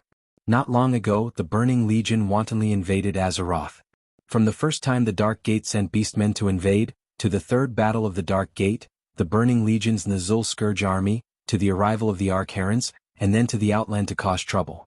Every time, it was not the Legion that acted recklessly, high and mighty, appearing in front of the intelligent races of Azeroth with the expression of crushing ants. Now it was completely the opposite. Although Duque had a long history of subduing foreign races, starting from the earliest weak chicken clans Murlocs and Nagas, up until now, Duque's great achievement of subduing subordinates of other races could only be described as explosively amazing. First, he once subdued the Windrunner family, including the current queen of Sindorii, Sylvanas. Then he subdued the entire Karaji insect people empire, which was led by 2 demigods and the twin emperors. Then he subdued the Naga tribe, which was led by the demigod Vashj, who dominated the central region of the Outland and caused the Alliance to be unable to advance. And now he actually stepped on the face of the Burning Legion's commander, Kil'jaeden, and snatched over the 2 female adjutants that originally belonged to Kil'jaeden. No one knew how Duque did it. Other than admiration, everyone could only look up to him. The one who was most shaken was, of course, Imriel. As the archenemy of Eredar, the hatred between the Draenei and Eredar had long been so thick that it could not be dissolved. Although the teachings of the Holy Light had always taught them to be benevolent and forgiving, this did not include the Eredar tribe that had persecuted them in the past. Of course, she would not be foolish enough to hate these 2 rare traitors of Eredar. On the contrary, she began to understand why Master Valen asked her to actively get close to Duque. Because only in Duque could she see the hope of defeating the Eredar tribe, and even the entire Burning Legion. Imriel's body and mind were trembling with excitement. There was an inexplicable desire in her heart. It was a desire to find a way to integrate into the alliance, into Duke's circle no matter what. Everything in the hall fell into silence, and the originally tense atmosphere of battle seemed to have disappeared without a trace. In front of Duke, there were only two powerful female evil demons meekly and quietly crawling on the ground. Duke's eyes were wide open. There seemed to be a purplish-blue vortex spinning clockwise in his pupils. He smiled and pressed his hands on the Gemini's forehead. The next moment, everyone felt that some unknown law of power was deviating. Chapter 1526. The evil aura left Gemini in fear. It was as if a new power was rising from the magic net and descending. Its powerful energy was forcefully pouring into Gemini's delicate body, dominating everything, taking over everything. Gemini was indeed Gemini. Even the sound and rhythm of their screams were the same. Everyone saw a lot of black fluid that looked like beads of sweat appearing on the graceful curves of Saloras and Aura's bodies. Not only that, faint wails of the undead squeezed out from their pores. Over the millennia, they had died in the hands of the Gemini twins, leaving behind soul fragments in their bodies. These soul echoes were filled with sorrow and resentment. Just listening to them for a while was enough to make one's hair stand on end. What shocked everyone even more was the next scene. Large and small blue magic arrays appeared on Gemini's joints, wrists, elbows, shoulders, ankles, knees, and cervical vertebrae. The mysterious runes on these magic arrays flowed in an incomprehensible manner as if they were chaotic and irregular. The light produced by the magic arrays made Gemini's entire body bend backwards. Theoretically it was painful, but their faces were flushed with pain and excitement. Theon was the first to notice. At first he thought it was an illusion, but as the magic runes flowed more and more intensely, not only him but everyone else also saw that on the Gemini's chest, there was a flying claw connected to a pitch-black soul chain. The 5 sharp hooks on the flying claw emitted a demonic black light, and they were deeply hooked onto Gemini's heart. This discovery made Gemini's face turn green. What is this? Why didn't I know there was such a thing? The next second, when they saw Duke's confident smile, they inexplicably felt at ease. Mysterious and evil things were most terrifying when they didn't know what was going on and knelt down inexplicably. After knowing it, it was usually the same thing. As expected, Duke's voice traveled into Gemini's ears. You should be glad that Kill Jaden is busy opening the portal and doesn't have the time to deal with you too. This saved me a lot of effort. Duke's index fingers trembled slightly, and Gemini suddenly heard a sound that sounded like a piano being played from a low note to a high note. Ding ding ding. As the pitch grew louder, the soul chains began to crumble bit by bit. Each chain let out a shrill roar before quickly turning into nothingness. The 5 hooks on the claw seemed to have been stimulated by something. They opened abruptly and then collapsed. The twins let out a long sigh of relief. For their new lives and for making the right decision. There was even a gust of blue arcane energy gently wrapping around the damaged part of the soul that the hook had hooked out. In just a short 2 to 3 seconds, Gemini could already feel that the part had been perfectly repaired. Just as she was about to thank him, Gemini was shocked to find that the ball of energy had stopped moving. They immediately understood what Duke meant. Duke had never completely trusted them. This ball of energy was a guillotine hanging over their heads, constantly warning them that Kill Jaden could kill them in an instant, and so could Duke. However, Duke's behavior made them breathe a sigh of relief. Being on guard proved that Duke would still use them. Using them meant that they still had a chance to make contributions. They were not afraid of being on guard. They were afraid that after following Duke, they would be like an inconspicuous pebble on the side of the road, thrown aside and left to fend for themselves. This was what they were most afraid of. If Duke did not protect them, they were afraid that they would have to find a way to escape. Just as Nazul wanted to do at the beginning, they desperately escaped, trying to escape to a planet that had not been discovered by the army, hiding like a mouse and struggling to survive. Duke used his supreme mysterious power to remove their shackles and add new ones. This made the Gemini feel as if they had been reborn. After the magic ceremony was completed, they bowed on the spot. Please hurry up, Master. We are afraid that Kill Jaden will speed up the process of breaking into Azeroth. Duke laughed. He laughed extremely happily. Yes, you guessed right. He has indeed sped up. Under normal circumstances, he would have completely entered Azeroth by now. Everyone noticed the words "under normal circumstances" that Duke had said, and everyone smiled knowingly at the same time. Let's go. Let's see what the last big shot of the Burning Legion looks like now. At this time, Duque finally pulled out his Demon Slayer holy sword. With his staff in his left hand and his sword in his right, he led everyone in the direction of the Sunwell. Glancing at the hesitant Eridar Gemini, Duque smiled. Wait for our triumphant return at the gate of the Sunwell Highlands. The Gemini were overjoyed and bowed deeply. They were strong, but they hated fighting, feeling that it was a kind of trouble. Moreover, if they had just defected to Duque, they would immediately have to face their old master on the battlefield. They really could not guarantee that if Kil'jaeden went all out to kill them, Duque would not lend a helping hand. Now that Duque had exempted them from participating in the battle, it was of course like an amnesty. The team began to move forward.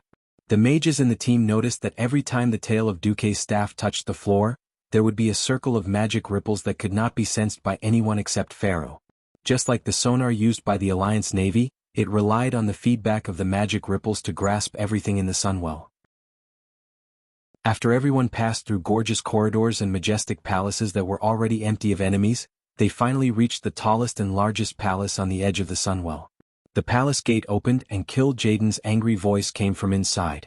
The terrifying sound wave was so loud that at the same time as the sound came out, it raised a cloud of dust like a shock wave jumping out of the gate.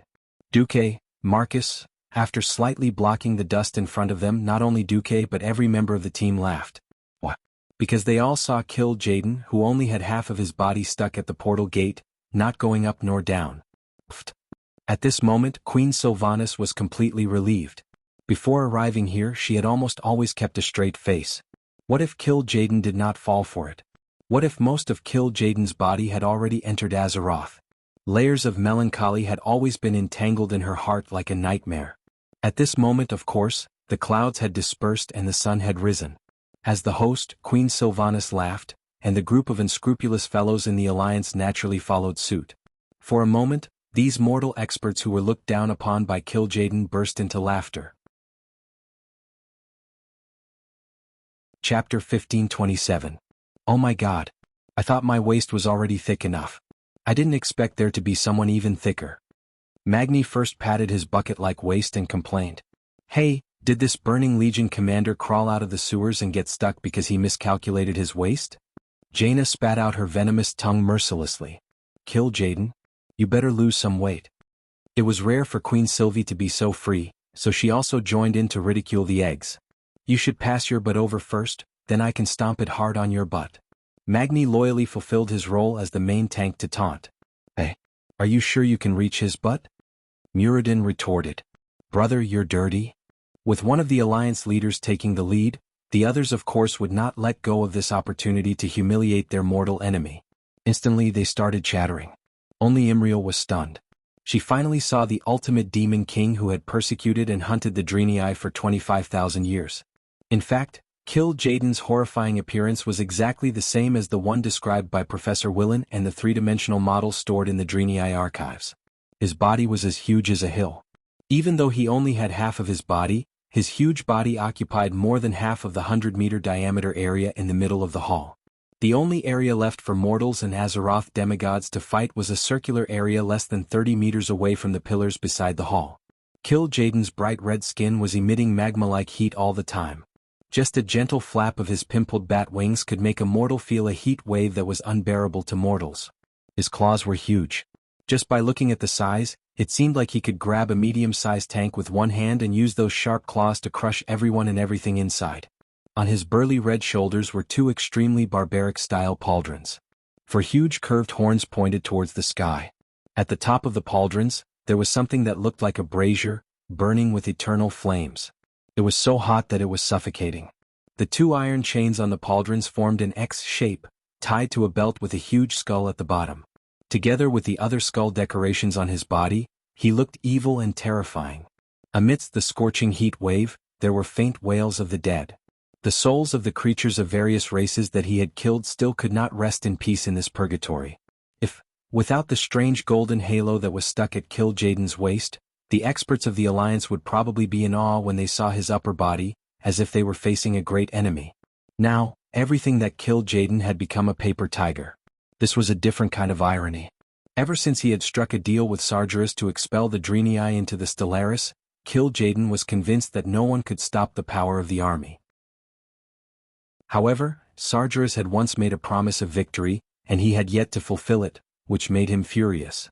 However, none of his tricks could stop Duque from leading the Alliance or even the entire Azeroth to rise. Therefore he decided to personally take care of all the ants, including Duque.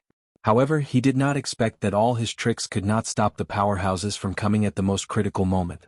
What's more, he did not expect the biggest flaw to be beside him.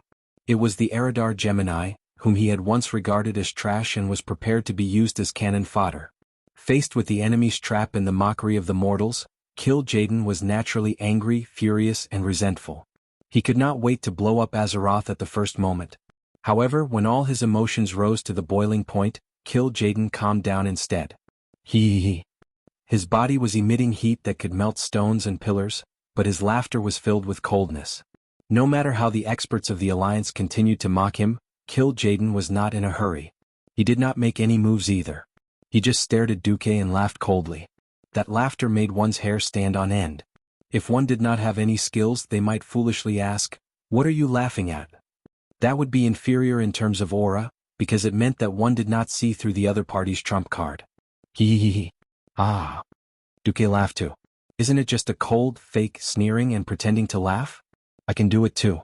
At some point, only the laughter of Duque and Kil'jaeden echoed in the entire hall. In the past thousands of years after the Well of the Sun was built, the King of the Sunstriders would lead all the high elven nobles here to hold a grand banquet every major festival of Cule Salis. The circular hall with a diameter of more than 200 meters was supported by 36 marble pillars that seemed to have long reached the clouds. The entire vault above was painted with an unparalleled vault mural, which depicted the glorious history of the High Elves since their establishment for thousands of years. Of course, the focus was on praising the great Sunstrider royal family. However, none of the members of the Sunstrider royal family participated in the final battle that was about to happen and would determine the future fate of Azeroth. This was quite ironic. Duque laughed impudently and comfortably because he firmly believed that he had conquered the goddess of fate. Since even the goddess of fate was on his side, there was nothing to be afraid of. Therefore, not only was Duque laughing, but his eyes also had the penetrating feeling of seeing through the past and the future, as well as all the mysteries of the world. Do you know how many times I've farmed you? Do you know that I can count your skills by listening to the sound effects with my eyes closed? Do you know that later, even the gold group of the barbarians could farm you until your pants fell off? Don't let me be too disappointed or you'll die. It was clearly Kil'jaeden who laughed first, but anyone could tell that Egg's laughter was becoming more and more fake and less confident. Finally, Kil'jaeden was the first to stop laughing. Duke Marcus, I admit that I underestimated you.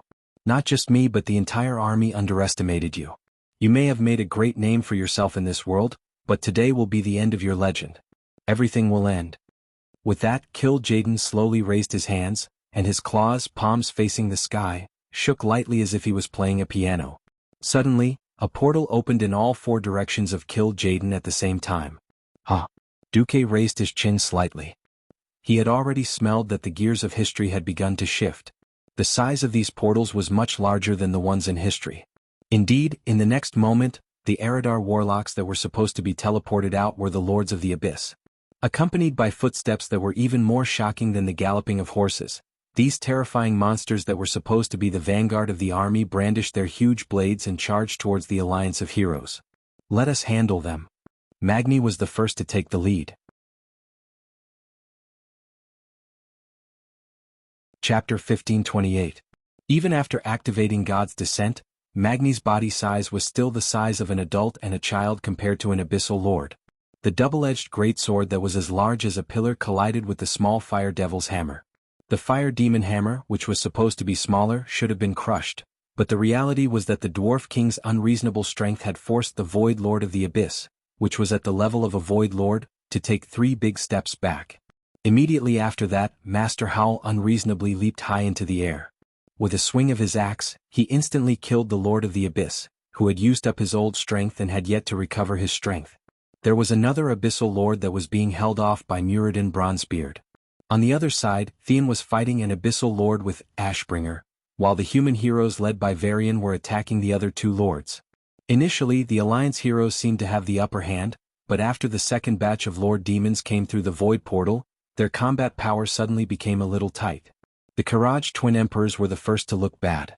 Of course, they knew that most of these alliance heroes were the leaders of various countries. If any one of them died, Duque would probably be furious. However, in the Battle of the New Quicksand, even the middle-level leaders of the Karaj Empire had knelt down so they could only come out to fight. The Sword Emperor waved his sword without hesitation, and the Demon Emperor continuously cast magic to support him. Kil'jaeden sneered. Suddenly the 4 portals opened to 8. The guys that came out were still not too strong, only beginner Void Lords, but there were too many of them. There were now more than 10 Void Lords on the scene at the same time. Didn't you steal the control of the Sunwell and use spatial magic to block me? Continue. Kil'jaeden looked at Duque casually. Duque and Kil'jaeden looked at each other and sneered. Do you think I have to do it myself if you send some trash? Although he said that, countless spatial spells and three-dimensional geometric figures poured down from above on his retina. That's right, Duque had indeed blocked Kil'jaeden's waste using the secret plan that he had set up in the Sunwell. However, Kil'jaeden was not the kind of trash who would sit back and wait for death. As he spoke, he was also thinking of ways to continue to expand the spatial rift. Even if he couldn't expand the portal that was stuck, he could expand other rifts to allow more demon lords to enter Azeroth and force Duque to let go. At this time, Vashj was ready to go on stage. Suddenly, Duque gently waved his hand and stopped her. Duque snapped his fingers. Bang, bang, bang. Suddenly the 36 huge marble pillars exploded at the same time. The roof of the huge palace, which covered a diameter of 200 meters, suddenly split open like a chrysanthemum in full bloom. Pieces of the triangular roof of the palace slid out and fell outside with a loud rumbling sound. When the magnificent ceiling of the palace was dismantled along with the rather historical mural, a pitch-black and deep sky was revealed. Unknowingly, it was already night. Stars twinkled in the sky. In the next moment, Kil'jaeden's face turned a little green. Beside Duque, Tyron stood gracefully and slowly raised her fair arms that had a light purple tint to them like jade. Starfall. A meteor shower fell from the night sky. The meteorite fragments that fell from the void battlefield immediately affected the small battlefield in the Sunwell. Even Kil'jaeden could not help but raise his huge head to look at these uninvited guests who had suddenly barged into the sky.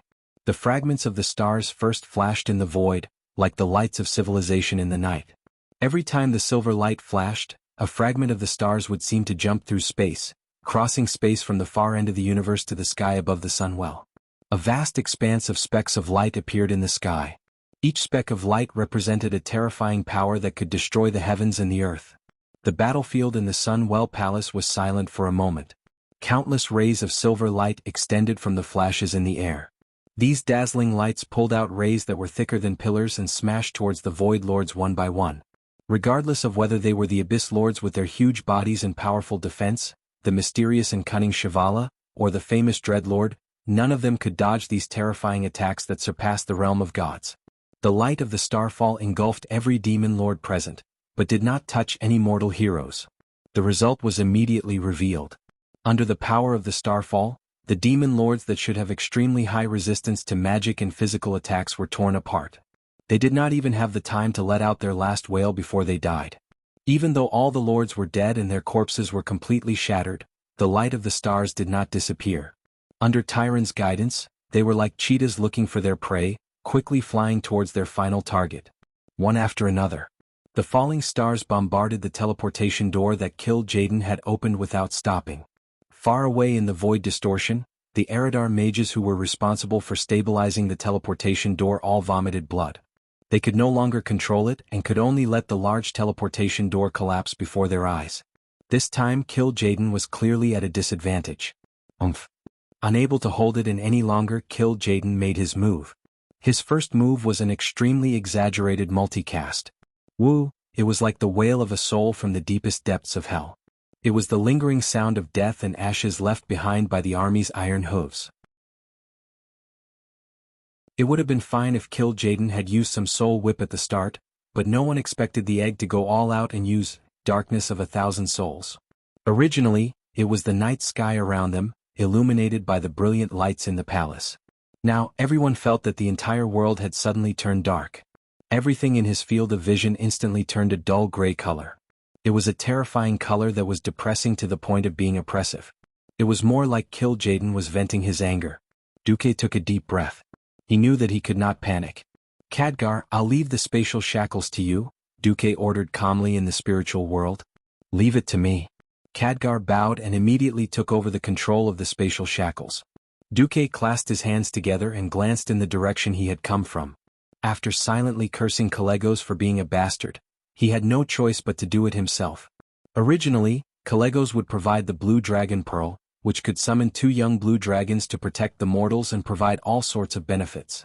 It was obvious that Kalegos had wasted time with Matagosa, or perhaps he had used a big move at the beginning of the egg, which was beyond his expectations. In any case, he was not here, so Duque could only rely on himself. Faced with the egg's ultimate move that could instantly kill people, Duque shouted, "Be careful of the darkness of 1,000 souls. Gather everyone into the barrier." With that, Duque used his divine power to raise 4 hemispherical arcane barriers that were at least 10 meters in diameter. Chapter 1529. In this life, there were finally Azeroth people who faced the terrifying impact of Kill Jaden's sea of shadow energy. At that moment, the power of darkness and undead became thousands of times more active, and countless vengeful spirits appeared in the air. The evil spirit tide instantly took shape and came from all directions, swarming towards Kill Jaden who had summoned them. They didn't know that they would become nourishment for Kill Jaden's big move, but they instinctively obeyed the call from the spiritual world, as if subjects responding to the call of their king and sacrificing everything for it. On the outskirts of the Sunwell Highlands, many ordinary Alliance soldiers suffered. The most ridiculous ones were directly transformed into monsters by the distorted shadow magic. Their human souls were instantly obliterated, and all that was left was a boundless hatred for the living and the holy light. This caused chaos in the Alliance's frontline army. However, the Shadowblade elves who were defending around the Sunwell Highlands were even more affected. Countless defenseless half-elves and half-demons were like moths attracted to a flame, and they were immediately eroded by the unhindered influx of shadow magic. This was a very cold joke. If there were too many moths and the flame was too weak, it would really extinguish the flame. These half-baked demons couldn't withstand the soul power that was hundreds of times more than what they could bear. A black flame ignited all over their bodies, and they turned into ashes amidst their screams and wails. Then their souls were sucked away by Kill Jaden. These mage elves tried to obtain power and status, but they were treated as nourishment, mercilessly harvested and absorbed. It had to be said that this was quite ironic. Their fate was even more miserable than the high elves who surrendered to Sargeras 10,000 years ago. Of course, no one would pity them. At this moment, there were scenes of buildings collapsing and lives disappearing everywhere. Even Duque's magic net began to be eroded and rebuilt. It looked like the curtain call of an era. Dark shadows swept across the entire Isle of Quel'Danas, and the shadow magic that spread from Kill Jaden had the momentum to erode the entire island and even the whole world. Originally, he just wanted to withstand this move like in history and slowly consume Kill Jaden. At this moment, Duque was a little angry. It seems that I've been completely underestimated by you. Do you really think that I didn't do anything after becoming a demigod? Duque gently raised his hand. Looking down from the sky, the soul ocean created by Thousand Soul Darkness looked like a wave of darkness. But in the blink of an eye, arcane energy lines suddenly appeared in the sky above the Sunwell Highlands. These energy lines extended from the nodes of the weave in the void, forming new energy nodes where they intersected. Then countless beams of light descended from the nodes and poured into the black waves. A bright flame ignited in an instant. It was like a huge ring of fire, preventing the tide of darkness from spreading in all directions and preventing more vengeful souls from stepping into the highlands of the Well of the Sun. In fact, it also prohibited the possibility of Kill Jaden borrowing power from the outside world. Duque waved his hand. Come. Since you think that you can defeat me, Elun, and Azeroth on our home ground with your own strength, then you will be able to defeat me. In that case, don't even think about absorbing energy from the Azeroth. If you can defeat us with your own strength, then we'll consider it our loss. Duwei shamelessly made the announcement. Who was the shameless one who blocked the egg so that only half of its body could enter? If you have the ability, let the egg descend in its full form, and then fight to your heart's content. Kill Jaden couldn't hold it in anymore, and directly smashed a dark light ball over. A huge amount of shadow energy beyond the imagination of mortals gathered into a small beam of light. When it blasted out of Kill Jaden's right claw, the Alliance's powerhouses even thought that the egg had stabbed out with a sword, not an explosion. The opponent was changing and so was Duque. Everyone suddenly realized that the energy shield covering everyone's heads had more frost elements than arcane spells, and the area in front of them had turned into a sharp cone with dozens of edges. BZZT BZZT BZZT. It was a sharp impact sound. Mortals were completely helpless in the face of this shocking extraordinary power. Even a bold dwarf king like Magni Bronzebeard could only futilely take out a large shield in front of him. This action was more like a habit, a form of formality. If even Duque's shield couldn't withstand Killjaden's ultimate move, then all he could do was die before his comrades died. Heaven to the left and the warriors to the right. As a tank who attracted the vitality of the team and obtained the divine artifact that countless damage output professions dreamed of, it was even more of a responsibility to stand at the front of the team. At this moment, Magni was prepared to die first if he couldn't do it. However, a familiar hand rested on his shoulder. "Relax, when have I ever let you down?" Hearing Duque's words, Magni suddenly felt less nervous. A moment ago he was as hard as a rock, but he lacked tension and tenacity. If an enemy stronger than him attacked, he would definitely collapse. Magni felt inexplicably at ease but also a little ashamed. I still rely too much on Duque. Suddenly, Magni had a faint desire in his heart. If only I was a demigod too. Of course, Duque didn't know that his words of comfort had unintentionally accelerated the growth of this dwarf hero who had also become a demigod in the original history, and unintentionally changed history. All of Duque's attention was focused on the battle with Killjaden. The lingering evil spirits began to disappear from the palace in the Sunwell as the darkness of 1,000 souls was used up. Killjaden's multicasting had just begun. From his right claw, a dazzling cluster of lightning was forming. When the sky and earth darkened just now, what gathered was not only the negative energy of the vengeful spirits, but also the fiercest lightning in the world. Legion lightning. It could be said that the chain lightning that the bull-headed shaman was using now were all inferior versions of Legion lightning. As early as 30,000 years ago, the Eridar warlocks had already reached the peak of the use of elements. Almost as soon as Duque's elemental shield disappeared after it clashed with the darkness of 1,000 souls, Legion lightning arrived. A powerful electric current that could vaporize an entire palace hit Magni's chest, charring it instantly. Magni suddenly remembered what his father had taught him back then. That was the face of a cold master teaching a foolish disciple. Magic immunity? There has never been true magic immunity in the world. All magic immunity only applies to enemies of the same level or lower. Remember, a low-level mystery will definitely be destroyed by a higher-level mystery. He didn't know this before, but now he deeply experienced it. Chapter 1530. That was the difference between heaven and earth. That was the difference between a mortal and a divine realm. For some reason, at this moment, Magni thought of the lightning rod and the earth that absorbed all the lightning. Lightning rod, another miracle-level precious knowledge that Duque had taught the dwarves after his invention. Almost all the flying warship factories on the high mountains had lightning rods that could protect them from lightning strikes. Although the lightning in the sky had allowed the dwarves of the Eagle Nest Mountain to practice Thunderhammer, Killjaden's Lightning Legion gave Magni a different experience. Magni was clearly focused on defense, but that feeling as if he had caught onto something attracted Duque's attention. Duque was startled, and then he smiled and curled his lips. Vashj immediately understood. As a maid and a Naga who had been learning to read people's minds for the past 10,000 years, Vashj was far ahead of Duque's harem in terms of understanding other people's thoughts. With a signal from Duque, she made her move.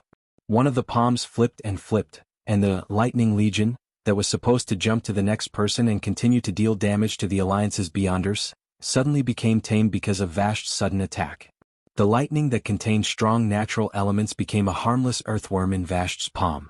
Vashj not only subdued this lightning, but also personally demonstrated how to use the elements around her to remove the energy that was not under her control. This time, it was Magni's turn to be startled. Then he smiled brightly. He knew that Duque was not stingy in showing his old friend how to cross the boundary of the divine realm. After playing with the lightning, Vashj threw the lightning snake out again, blasting it into Killjaden's newly opened teleportation portal. The space in the Sunwell had long become unstable after the continuous work of Killjaden and the demons. It was not an exaggeration to say that it was riddled with holes. It was a little difficult to suddenly open a large teleportation portal that could allow Void Lords to enter, but they could open as many small and medium-sized teleportation portals as they wanted. Flame Stinger. With just a thought from Kil'jaeden, in the void, a highly concentrated flame gathered together at a high speed that was difficult to be seen by the naked eye, then turned into the shape of a spear and fiercely stabbed towards Duque. Duque waved the staff in his left hand, and an ice blade as smooth as a mirror suddenly appeared out of thin air, slashing towards the flaming spike. From the perspective of the Demon King Vec, Lore on the right of Duque, the ice blade just happened to be balanced with his field of vision. The flat and thin blade seemed to have become a thin thread. This thread seemed to have easily cut off Kil'jaeden's flame thorn, and then the ice blade was blown into pieces by the fire elements that broke through the air, scattering in the air. It was a beautiful scene. Behind the seemingly simple confrontation was the extraordinary control of the elements of the two peerless masters. There were no tricks to speak of, only absolute control. As long as one side was slightly weaker, they would be killed by the continuous magic attacks. Pfft. Kil'jaeden spat on the ground, his anger growing. In terms of elemental manipulation, he was, of course, superior to Duque. It was just that Duque's technique was not as good as his, and once he couldn't handle it, he would use force to break through, using the energy of the weave to force his way through. This was not the most infuriating thing. In just a few rounds of fighting, Kil'jaeden suddenly discovered that Duque could imitate, study, and absorb his elemental manipulation techniques. What the hell, he could even learn and apply it. Unfortunately, half of his strength was forcefully blocked and he could not use it. This was like an idiot forcefully dragging him to the same level of intelligence as the idiot, and then using his exquisite combo to beat him up with incomparable familiarity. There was no need to mention how sullen it was. Kil'jaeden suddenly regretted throwing his first Darkness of 1,000 Souls too early. If he had more time to accumulate power and collect vengeful souls, the power of Darkness of 1,000 Souls would be even greater and more terrifying. However, don't think that you can let your guard down just because Kil'jaeden had those skills. Immediately, Kil'jaeden returned the favor to Duque.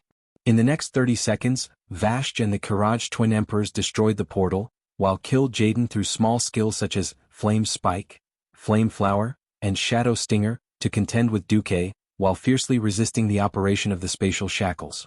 Just when Duque thought that everything was as it was in history, an unforeseen event suddenly occurred. A large portal the size of half of Kil'jaeden's body opened behind him without any warning. It was not that Duque did not want to stop it, but Kil'jaeden suddenly spread the huge bat wings on his back, and forcibly took Duque's holy light flame burst full of holy light, covering the opening of the portal. 3 seconds later, a 6-armed Shivala appeared, wielding 6 evil weapons that emanated a strong, ominous light. Duque's eyes immediately narrowed because the system had already notified him. Doomsayer Darien has entered the battlefield. Darien was one of the most evil and warlike warriors in the Burning Legion. In the original history, she should have been captured and imprisoned by the Nara long ago, so why did she appear here? And now was not the time for her to appear in history. Duque snorted coldly. Suddenly, a huge arcane hand appeared in the void, fiercely grabbing the portal that Darien had come out from and destroying it. Kil'jaeden did not think much of it, and instead, a cruel smile appeared on his face. Duque knew this swindler's new idea. With only half of his strength to fight with Duque, Kil'jaeden would eventually be exhausted to death. After all, he could not be like Duque, constantly replenishing the magic power sent into the magic net from all over Azeroth. But it was unrealistic for Duque to rely on Khadgar alone to lock down the entire space. Khadgar's abilities were not bad, and it had already taken a lot of effort for him to lock down Kil'jaeden's waist. Spatial strangulation, blockades, and breakthroughs were happening all the time. This was like a long and drawn-out hacker war.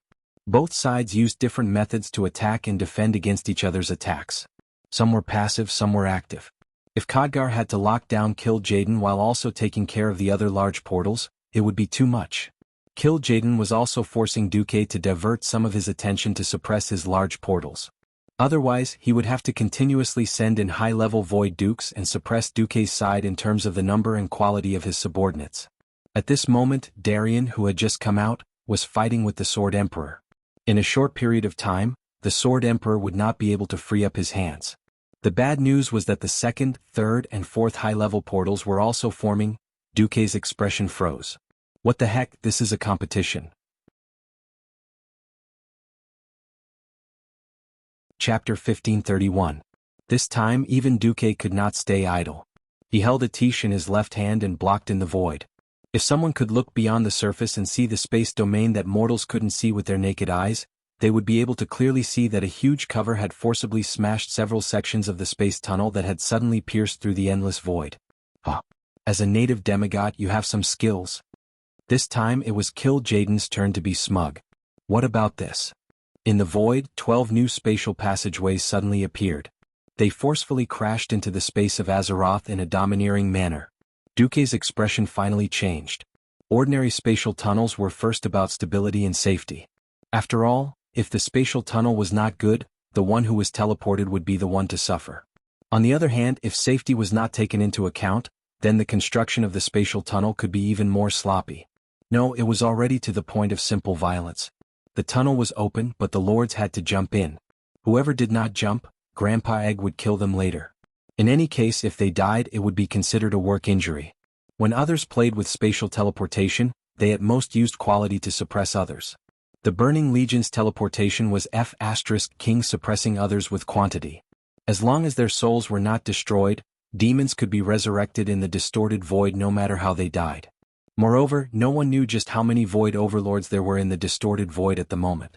10,000 years ago there were more than 1,000. 10,000 years later, because of Kil'jaeden's strict secrecy, even the Eridar twins could not say how many powerful lords there were in the Legion. Since ancient times, the defensive side had always been passive. When Duke was not careful, a teleportation gate arrived first. In less than a second, it broke through Duke's void defense line and opened the teleportation gate into the Sunwell. F***ck. Duke could not help but curse. King Galaxus, another boss with a name. Anyone who could leave a name in the Legion was rarely a weakling. That guy should have been the second leader of a trial team called the Crusaders in Nascent's history. Unexpectedly he had come out now. Succumb to the flames of the army.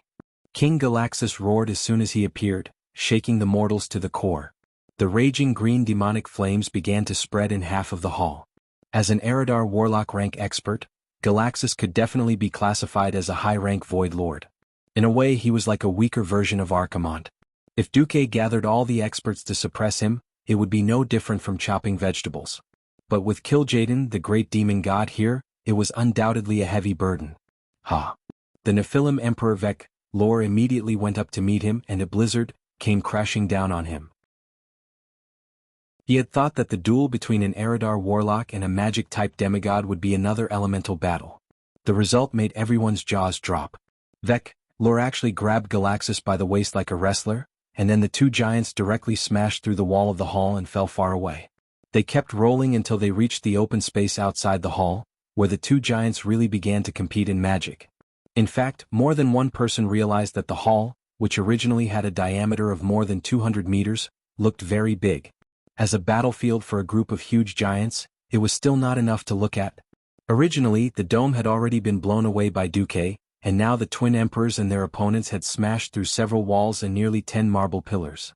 Finally, this glorious palace that had been built for thousands of years and could definitely be classified as a cultural relic collapsed. However, no one in the hall would feel pity for this. No one had the spare time to care about this. The next moment, the third high-rank Void Lord entered the field. Dreadlord Castronator. It was not that Castronator was strong. Under normal circumstances, he certainly could not compare to the original leader of the Dreadlords, Tichondrius. But when this guy appeared in the original history, Azeroth's anti-Titan formation was already full of holes, so he could appear in a more complete form. Now, it was a little similar to this situation. As soon as Castronator appeared, Vashj had no choice but to go up to him. At this time the scene was already very chaotic. Nearby was Kil'jaeden's unceasing magic bombardment.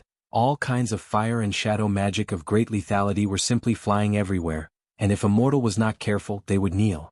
In the middle circle, small and medium-sized teleportation doors kept opening, and all kinds of elite demons surged out like a tide. At the periphery, there were now 3 demigods being held back by 3 high-rank Void Lords, and the outcome could not be determined for a while. Kil'jaeden used such a tactic that was completely different from Archimonde's to force the Alliance's side into a dead end. Archimonde was a fearless warrior. No matter when or where, he would always be alone in facing the enemy's army. Kil'jaeden was the other extreme. He used his army to make his enemies fall into a tight encirclement and despair, and in the end, it ended with a grievance. At this moment, Kill Jaden looked more like a summoner. The fourth Void Lord appeared. This time, Duque could be considered to have learned his lesson. In the void, he stubbornly intercepted the thickest teleportation channel, and would rather let the small and medium-sized channels pass, leaving at least a quarter of his strength. Thus, only a nameless Void Lord came over. This time, it was the nature giant Thaddeus who suddenly jumped out of the weave. As Duque's elemental emissary, he had long since retrieved his human form. However, he knew very well that what truly allowed him to control lightning and unleash his ultimate combat strength was still that twisted and terrifying giant's body. So he appeared in front of everyone in the form of a giant. As soon as he came out, he fiercely wrestled with that Void Lord. At this moment, Kill Jaden finally laughed out loud. "Ha! Stupid human. Foolish indigenous demigod, do you really think that after you trapped my body, I didn't do anything and was just struggling here in vain? Ah!" Along with the egg's laughter, the surrounding areas that were tightly sealed by the space barriers suddenly opened up. Instinctively, Duque sensed that what was operating there were actually high-grade teleportation spell formations that even the Eridar Gemini had not mentioned before. Eridar mages were chanting incantations beside the spell formations. Countless elite demons surrounded the spell formations, staring coldly at the ruins of the hall where the Alliance's heroes were. Outside the Sunwell, the Eridar Gemini, who had been waiting for news in stealth mode, suddenly stood up. Two extremely similar faces showed the same fear. Not long after, the 5th, 8th, and 10th Demon Lord appeared. Chapter 1532. Battles were raging all over the Isle of Quel'Danas, but none of them could compare to the Sunwell Highlands. It was as if the place was suffering from the most violent earthquake, and the huge and glorious buildings were shaking non-stop. Bang! As if struck by a violent gust of air, the towering tower suddenly shook and then collapsed. The earth was shaking non-stop, and the palaces that were built by countless generations of high elven craftsmen over thousands of years and were works of art kept creaking as if they were under unimaginable pressure. Every wall with gorgeous paintings, the marble floors that had been polished by hands for countless years to become extremely smooth, and the doors and windows that were carved with complicated patterns were all trembling as if they were going to fall apart at any time. A distant howl that seemed to have come from ancient times could be heard. Then, above the ruins of the highlands, two huge and elegant blue creatures spread their wings and flew past at high speed. The icy breath blew past, and the rubble and dust that had been scattered due to the collapse of the towers all turned into larger pieces of ice. It was as if a blizzard had been summoned by a mage. A humanoid creature with a pair of fiery red wings shot into the sky like a sharp arrow, heading straight for the blue dragon. The ones fighting in the sky were naturally the Demon Lord duo of Calegos and Matagorsa. They were engaged in an intense battle in the limited airspace within the sealed space barrier. On the ground, Duque's elemental emissaries and the powerhouses of the Alliance were fighting against the Demon Lords. Almost the entire Sunwell Highlands was in a state of intense fighting. The dread guard Lord Scarless Aemir was a 3-story tall behemoth. He used his black and gold-rimmed pauldrons to hit the palaces hard, causing a storm of rubble. Valera jumped to his waist with incredible agility and gave him a hard blow, but she couldn't deal a fatal blow. Very quickly, William executed a beautiful intercept. Under the effect of fury, his entire body turned into a stream of light, and he struck the same wound with the two divine swords that he had fused together. Aemir's random attacks still caused all the nearby buildings to collapse. Howl could no longer remember how many abyssal lords he had killed. In any case, the rows of houses were as fragile as castles made of sand on the beach in front of this type of charging leader. Regardless of whether they were old or new, all the buildings were uprooted by the violent impact. Even the walls and roofs that had been reinforced with magic crumbled under the violent impact of the dark energy. It turned into countless fragments, like pieces of paper flying in the wind. The experts of the Alliance worked hard. The two blue dragons who came to work were also very hard-working. Duque's direct subordinates were even more so. Just how many Lord-class demons had he killed? After counting to about 20, no one cared about this matter anymore. Because there were more and more demon overlords, the experts on the Alliance's side were almost too busy. It was like the pressure was constantly accumulating in a snowball manner. It all depended on when it would truly become the straw that broke the camel's back. In the ruins of the hall, Duque was still fighting with Kill Jaden. Light and shadow intertwined and explosions rumbled. The highest level of magic collided in midair. The ruins of the hall, and even the entire night sky directly above, kept flashing with the light of the lines of law. Seeing that his side had gained an overwhelming advantage, Kil'jaeden began to toughen up. "Ah, Duke Marcus, for a mortal to ascend to godhood, you're already very good. Your fate has been marked by the Grim Reaper. Maybe you can successfully shake it off this time and buy some time. But you'll soon be caught up again. In the ancient war, a few years ago, you had shaken off the death curse of fate twice. But I won't give you the chance to see it a third time. Give up. Your last struggle is meaningless. True victory and eternal life belong only to the Burning Legion." At this point, Kil'jaeden suddenly raised his hand, and dozens of shadow lines suddenly appeared in the void. They directly bypassed Duke's elemental defense, and Soul Whip was used on the experts of the Alliance. Even someone as strong as Magni Bronzebeard could not help but let out a painful groan. Not to mention the others. Unexpectedly, the egg's tone changed, and his arrogant voice became extremely tempting. "But Duke Marcus, it's not just me. Even Archimonde and Sargeras admire you very much. As long as you're willing to join the Legion, you can become the third commander alongside me and Archimonde.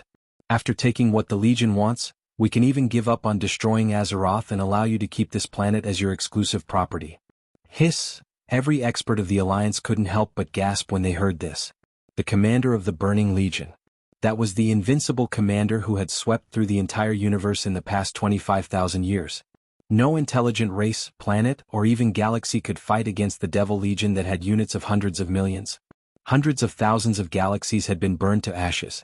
Billions of lives had been plunged into misery and suffering. Even after killing Sargeras and Archimonde, no one dared to guarantee that these two powerhouses were really dead. Or perhaps there was a part of their souls left somewhere in the twisted nether, and they could rely on those souls to resurrect or something. Now, Kil'jaeden was actually willing to offer such a high price tag for Duke. This could be considered a heavy investment. For a moment, Iroh the Hoof was taken aback. If Duke, the core of the Alliance, decided to join the Burning Legion, it would be too terrifying. The planet's protection circle that Azeroth was so proud of would immediately be destroyed from the inside, and the Legion would descend. Then, whether the Draenei could continue to escape was unknown, but before Iroh could finish thinking, he suddenly heard Duke's crisp voice. "I refuse." Why refuse?